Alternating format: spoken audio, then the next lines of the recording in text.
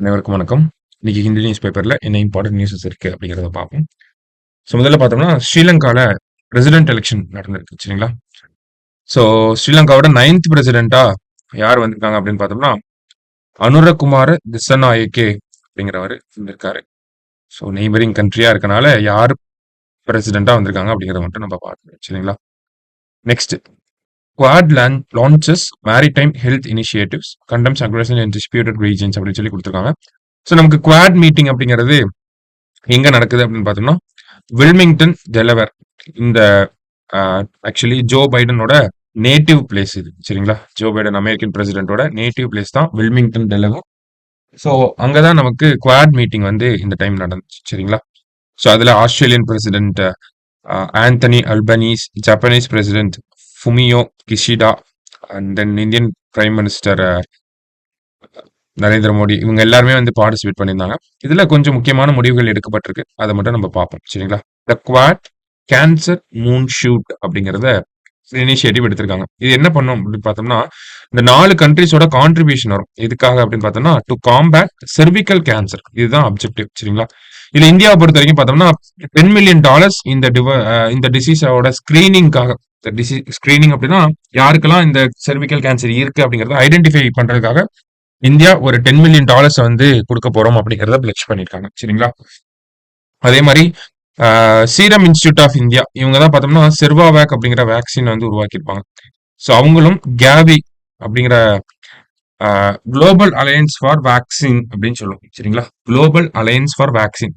So இந்த ரெண்டு அமைப்புகளும் சேர்ந்து என்ன பண்ண போறாங்கன்னா ஒரு 40 million வேக்சின்ஸ் வந்து சர்விக்கல் கேன்சருக்காக கொடுக்க போறாங்க சரியா. அதுதான் இந்த குவாட் கேன்சர் மூன் ஷூட் அப்படிங்கிறது. அடுத்தது மைத்ரி ஒர்க் ஷாப் அப்படின்னு கொடுத்துருக்காங்க.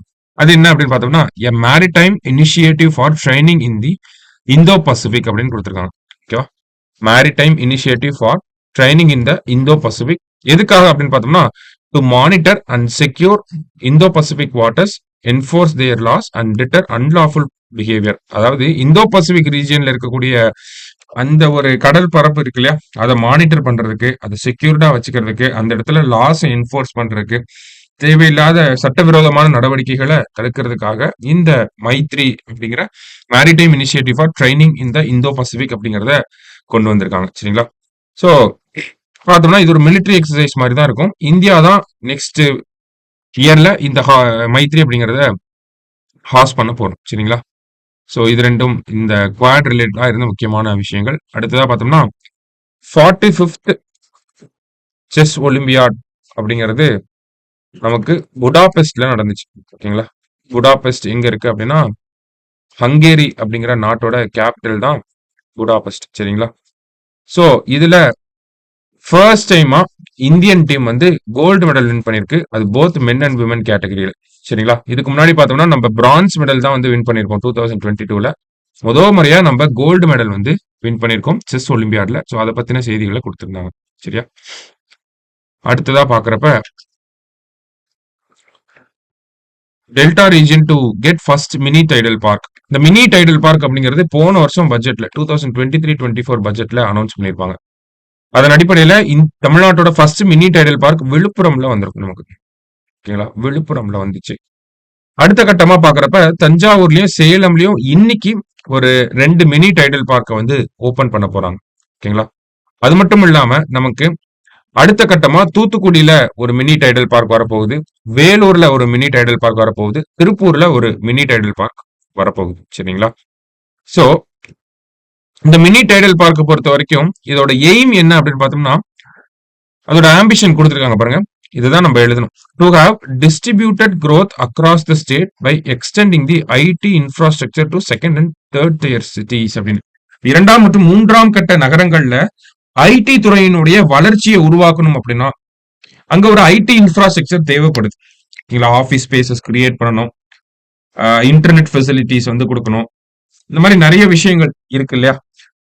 சோ ஒரு டிஸ்ட்ரிபியூட்டட் growth சென்னையில மட்டுமே ஃபோக்கஸ் பண்ணி இல்லாம தமிழகம் ஃபுல்லா பரவலா இந்த ஐடி காரிடார் அப்படிங்கிறது இருக்கணும். அதுதான் அரசாங்கத்தோட எய்ம். டிஸ்ட்ரிபியூட்டட் growthனா அதுதான். ஏன்னா சென்னை ஆல்ரெடி ஓவர் கிரௌடடா ஆயிட்டு இருக்கு. அதனாலதான் செகண்ட் அண்ட் தேர்ட் டயர் சிட்டிஸ்ல இந்த ஐடி இன்ஃப்ராஸ்ட்ரக்சரை ப்ரொமோட் பண்றாங்க. ஸோ தட் டீகன்ஜெஷன் ஆஃப் சென்னை அப்படிங்கிறதும் இந்த இடத்துல ஒரு முக்கியமான கீ பாயிண்ட் சரிங்களா. ஸோ இப்போ ஐடி இன்ஃப்ராஸ்ட்ரக்சரை கோயம்புத்தூர்ல டைடல் பார்க் இருக்கு. இப்போ அடுத்து இங்க திருச்சியில பண்ணலாம், திருச்சியை தாண்டினா மதுரையில பண்ணலாம். இதெல்லாம் பெரிய பெரிய நகரங்களா இருக்கு. இதை தாண்டி எங்க பண்ணலாம்? தஞ்சாவூர்ல பண்ணலாம், தூத்துக்குடியில பண்றாங்க, சேலம்ல பண்ணியிருக்காங்க. இந்த மாதிரி அடுத்த 2ஆம் கட்ட 3ஆம் கட்ட நகரங்களை வந்து ஐடி ரிலேட்டடா டெவலப் பண்றாங்க. ஓகேங்களா? ஏன்னா ஐடி செக்டார் அப்படிங்கிறது தமிழ்நாட்டுல எக்கனாமில ஒரு மிகப்பெரிய ரோலை பிளே பண்ணிட்டு இருக்கு. ஸோ அந்த ஐடி செக்டாரை டெவலப் பண்றதுக்காக இதை நம்ம பண்றோம். சரிங்களா? ஸோ என்ன மாதிரியான ஃபெசிலிட்டிஸ்லாம் இருக்கும் அப்படிங்கிறத சொல்லியிருக்காங்க. ஸோ 500 ஐடி ப்ரொஃபஷனல்ஸ் உள்ள உட்காந்து வேலை செய்யற அளவுக்கு இந்த ஒரு மினி டைடல் பார்க் அப்படிங்கிறது இருக்கும். சரிங்களா? டைடல் பார்க் அப்படின்னாலே நமக்கு ஃபர்ஸ்ட் அதோட ஃபுல் ஃபார்மே தெரியும். டிட்கோ அவங்க தான் இது பண்றாங்க, பிளஸ் எல்காட், அதுதான் டைடல் அப்படின்னு நம்ம சொல்றோம். டிட்கோ பிளஸ் எல்காட். சரியா? ஃபர்ஸ்ட் 2000 ஆண்டுல சென்னையில வந்துதான் முதல் டைடல் பார்க். சரிங்களா? டைடல் பார்க் சிக்னல் கூட கேள்விப்பட்டிருப்பீங்க. ஸோ அதுக்கப்புறம் கொஞ்சம் கொஞ்சமா நம்ம ஐடி இன்ஃப்ராஸ்ட்ரக்சரை பரவலாக்கிட்டே வரோம். ஓகேங்களா? அடுத்ததா பார்த்தோம்னா நமக்கு இந்த இடத்துல கொடுத்துருக்காங்க. ஓகேங்களா? அட்ராசிட்டிஸ் ஆன் தலித்ஸ் இது ரிலேட்டடா மத்திய அரசாங்கம் சோசியல் ஜஸ்டிஸ் மினிஸ்ட்ரி ஒரு ரிப்போர்ட் சொல்லியிருந்தாங்க, ஒரு அறிக்கையை வெளியிட்டிருந்தாங்க. 2022ஆம் ஆண்டுல நமக்கு எஸ்சி எஸ்டிக்கு எதிரான குற்றங்கள் எவ்வளவு பதிவாயிருக்கு அப்படிங்கிறது. எந்த ஆக்ட் படி அப்படின்னு பார்த்தோம்னா பிரிவென்ஷன் ஆஃப் அட்ராசிட்டிஸ் ஆக்ட் 1989 வன்கொடுமை தடை சட்டம் 1989 அதுக்கு கீழே எவ்வளவு வழக்குகள் பதிவாயிருக்கு அப்படிங்கறத கொடுத்திருக்காங்க. ஓகேங்களா? இதுல பார்த்தோம்னா எஸ்சிஸ்க்கு அகெயின்ஸ்டா ஒரு 51,000 கேசஸ் வந்து பதிவாயிருக்கு. அதுல அதிகமா எந்த ஸ்டேட்ல பார்த்தோம்னா உத்தரப்பிரதேசல தான் அதிகமா பதிவாயிருக்கு.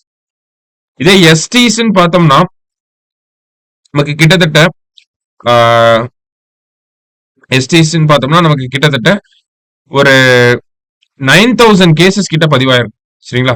அதுல எந்த மாநிலத்துல அதிகமா ரிப்போர்ட் ஆயிருக்கு அப்படின்னு பார்த்தோம்னா மத்திய பிரதேசல தான் அதிகமா ரிப்போர்ட் ஆயிருக்கு. சரிங்களா? ஸோ எஸ்சி அண்ட் எஸ்டிஸ் இவங்களுக்கு எதிராக எவ்வளவு கேசஸ் பதிவாயிருக்கு அப்படிங்கிற ஒரு டேட்டாவை நம்ம கொடுத்துருந்தாங்க. அதே மாதிரி பார்த்தோம்னா இன்னொரு கன்சர்னிங்கான பாயிண்ட் என்ன அப்படின்னு பார்த்தோம்னா இந்த எஸ்சி எஸ்டி ஆக்ட் கீழே அரெஸ்ட் ஆகிறவங்களோட கன்விக்ஷன் ரேட், தண்டிக்கப்படக்கூடியவங்களுடைய எண்ணிக்கை அப்படிங்கிறது கம்மியாயிட்டே வருதுங்கிறத சொல்லியிருக்காங்க. 2020 பார்த்தோம்னா 39% இருந்தது, இப்ப பாருங்க 32% கம்மியாயிருச்சு. அப்ப இது டிக்ளைன் ஆயிட்டே வருது கன்விக்ஷன் ரேட் அப்படிங்கிறது. இதுக்கு முக்கியமான காரணம் என்னன்னா சிறப்பு நீதிமன்றங்கள், ஸ்பெஷல் கோர்ட்ஸோட எஸ்டாப்ளிஷ்மெண்ட் அப்படிங்கிறது நிறைய மாநிலங்கள்ல இல்ல, இருக்கக்கூடிய மாநிலங்களையும் சிறப்பான வகையில செயல்படல. ஸ்டாஃப் பிரச்சனைகள் இருக்கு, கேசஸ் வந்து ஃபாஸ்டா முடிக்காம இருக்காங்க. இந்த மாதிரி ஸ்பெஷல் கோர்ட்டோட எஸ்டாப்ளிஷ்மெண்ட் அண்ட் அதனுடைய ஒர்க்கிங் ரிலேட்டடா இருக்கக்கூடிய கன்சர்ன்ஸ்னால நமக்கு கன்விக்ஷன் ரேட்டும் கம்மியாயிட்டே வருது அப்படிங்கறதான் சொல்லியிருக்காங்க. ஓகேங்களா? கிட்டத்தட்ட பார்த்தோம்னா 498 டிஸ்ட்ரிக்ட்ஸ் இன் 14 ஸ்டேட்ஸ். ஓகேங்களா? அவங்க தான் பார்த்தோம்னா 190 அவ்வளவு இதுல 194 ஸ்பெஷல் கோர்ட்ஸ் மட்டும்தான் இந்த மாதிரியான விஷயங்களுக்கு இருக்கு. ஓகேங்களா? இந்த கேசஸ வந்து சால்வ் பண்ணி ஒரு தீர்ப்பு வழங்குறதுக்காக இருக்கு அப்படிங்கறத சொல்லியிருக்காங்க. ஓகேங்களா? அது மட்டும் இல்லாம பார்த்தோம்னா கிட்டத்தட்ட ஒரு 13 ஸ்டேட் 97% கேசஸ் வந்து அப்படிங்கிறது 13 ஸ்டேட்ல இருந்து தான் வருது. அதுவும் முக்கியமா பார்த்தோம்னா இந்த ஹிந்தி ஹார்ட்லேண்ட் உத்தரப்பிரதேஷ், ராஜஸ்தான், மத்திய பிரதேஷ், பீகார் இந்த ரீஜன்ல இருந்து தான் அதிகமான எஸ்சி எஸ்டிக்கு அகைன்ஸ்டா இருக்கக்கூடிய கேசஸ் வருது அப்படிங்கறத சொல்றாங்க. அட்ராசிட்டிஸ் ஆன் தலித்ஸ் அப்படிங்கிறது இந்த ரீஜன்ல அதிகமா இருக்கு அப்படிங்கறத இந்த ஒரு டேட்டால இருந்தே நம்மளால புரிஞ்சுக்க முடியுது. மத்திய பிரதேஷ், பீகார், உத்தரப்பிரதேஷ், ராஜஸ்தான் இந்த மாநிலங்கள்ல பார்த்தோம்னா எஸ்சி எஸ்டி வகுப்பினருக்கு எதிராக அதிகமான வன்முறைகள் நடக்குது அப்படிங்கிறது. அதனாலதான் அவங்களுக்கு வன்முறைகள் நடக்கிறதுனாலதான் அவங்க கேஸ் ஃபைல் பண்றாங்க. கிட்டத்தட்ட ஒரு 51,000 கேஸ் கிட்ட ஃபைல் பண்ணிருக்காங்க 2022லயே. அடுத்து அதிகமா உத்தரப்பிரதேசல தான் ஃபைல் ஆயிருக்கு. ஆனா அதுல கேஸ் ஃபைல் பண்ணாலும் யாரும் குற்றவாளிகள் ஆக மாட்டேங்கிறாங்க, கன்விக்ஷன் ரேட் கம்மியா இருக்கு அப்படிங்கறதா சோசியல் ஜஸ்டிஸ் மினிஸ்ட்ரி இதுல சொல்ல வந்திருப்பாங்க. சரிங்களா? சோ அதான் நம்ம பார்க்கணும். சோ இன்னைக்கு ஆர்டிகல்ஸ்ல இருந்த முக்கியமான ஆர்டிகல்ல இதுவும் ஒன்று. சரிங்களா? ஏன்னா இதை நம்ம சோசியல் இஷ்யூஸ்ல எஸ்சி எஸ்டி ஆக்ட் அந்த விஷயங்கள்லாம் நம்ம படிப்போம். மெயின்ஸ் பாயிண்ட் ஆஃப் வியூல டேட்டாவா இதை நம்ம யூஸ் பண்ணிக்கலாம். சரிங்களா? பாக்ஸ் கண்டென்ட்டா கொடுக்கலாம். சோ வேற என்ன இதுல எழுதலாம்னா எஸ்சி எஸ்டி அகைன்ஸ்டா இன்னமும் குற்றங்கள் நடக்கிறதுக்கு காரணம் என்ன அப்படின்னு பார்த்தா கூட இதெல்லாம் நம்ம எழுதலாம். இவ்வளவு கேசஸ் ரெஜிஸ்டர் ஆகுது, கன்விக்ஷன் ரேட் கம்மியா இருக்கு, ஸ்பெஷல் கோர்ட்ஸோட எஸ்டாப்ளிஷ்மெண்ட் இல்ல, ஒர்க்கிங் சரியில்லை, அந்த எஸ்சி எஸ்டி ஆக்டோட இம்ப்ளிமெண்டேஷன் 1989 வந்தாலும் இப்போ வரைக்குமே வந்து ஃபெயிலியரா தான் இருக்கு அப்படிங்கிற மாதிரியான பாயிண்ட்ஸ் நம்மளால கொடுக்க முடியும். கிட்டத்தட்ட 35 இயர்ஸ் ஆயிடுச்சு, இன்னமும் சரியான முறையில இம்ப்ளிமெண்டேஷன் இல்ல. அப்ப அந்த ஆக்டுக்கு ஒரு அமெண்ட்மெண்ட் வந்து இந்த கரண்ட் ட்ரெண்டுக்கு ஏத்த மாதிரி நம்ம போடணும் அப்படிங்கறதெல்லாம் நம்ம சொல்லலாம். சரிங்களா? சோ இன்னைக்கு ஹிந்து பேப்பர பொறுத்தவரைக்கும் இம்பார்ட்டன்ட் நியூஸஸ் பார்த்துருக்கோம். நாளைக்கு ரீடிங்ல மீட் பண்ணலாம். Thank you.